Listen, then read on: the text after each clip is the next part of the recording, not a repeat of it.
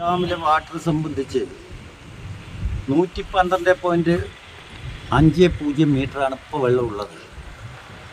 112.99 എത്തിയാൽ ചെറുതായിട്ടൊന്ന് തുറന്നു വിടും. പക്ഷേ ഇപ്പം ആശങ്കപ്പെടാനൊന്നുമില്ല. മാത്രമല്ല നീരൊഴുക്കും കുറഞ്ഞിരിക്കുകയാണ്.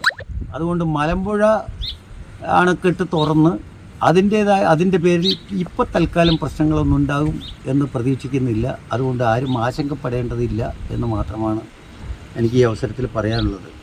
എന്തായാലും കുറച്ചുകൂടി വെള്ളം സ്റ്റോർ ചെയ്യാനുള്ള കപ്പാസിറ്റി ഡാമിന് ഇപ്പോൾ ഉണ്ട്.